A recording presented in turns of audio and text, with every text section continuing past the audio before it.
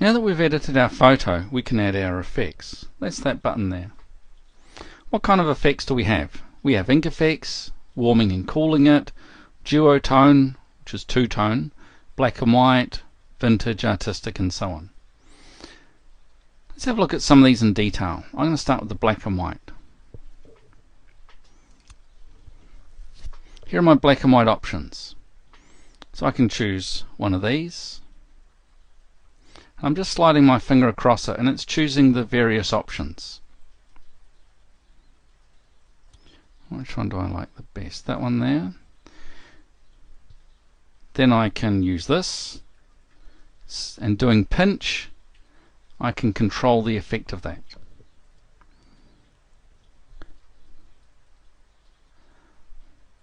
And the sepia, and I'm controlling the vignetting on the corners. Tap on the end and we can go back to duotone. So what kind of duotone do I want? I should be able to slide my cursor across there, and a purpley, greeny, so on, and we should be able to change the color.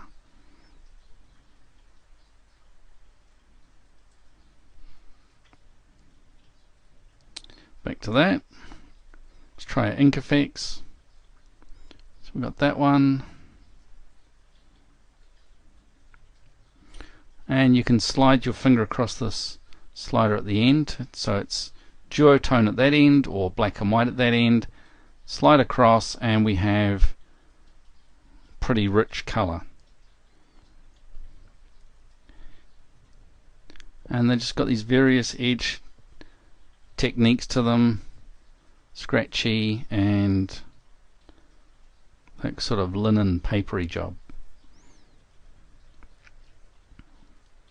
So if I bring my cursor up or my finger up, increase the texture. Now as I tap the screen, you can actually see the difference. Saturation and texture. Let's try the next one. Tap my finger. So again, saturation, texture.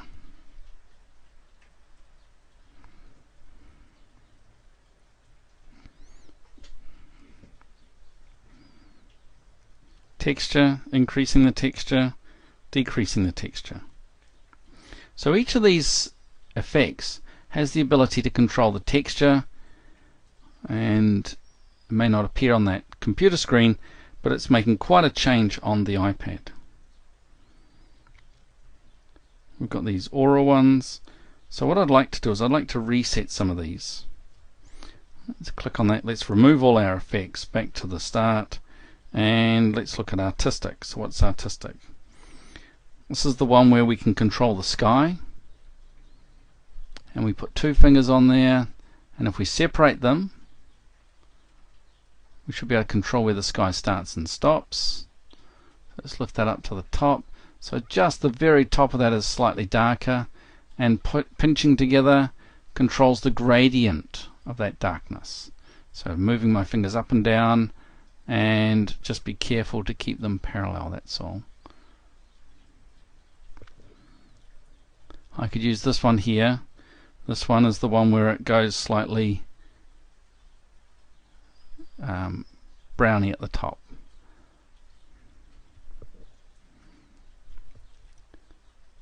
Blue, so I can increase the sky. I'm just going to push my fingers up to the top. So I really want to emphasize the blueness of that sky that was there. It's also adding a bit of blue to the underside of my veranda, which is okay.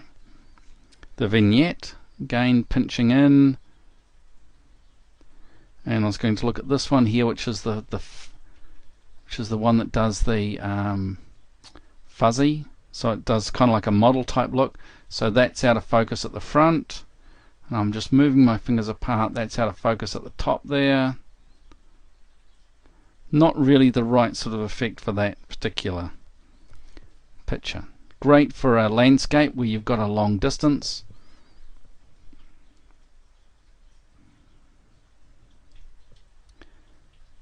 Watercolor.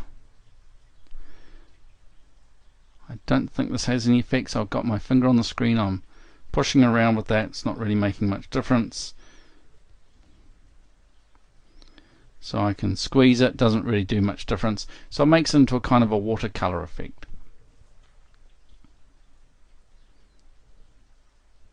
That was the artistic. I can go to vintage or aura.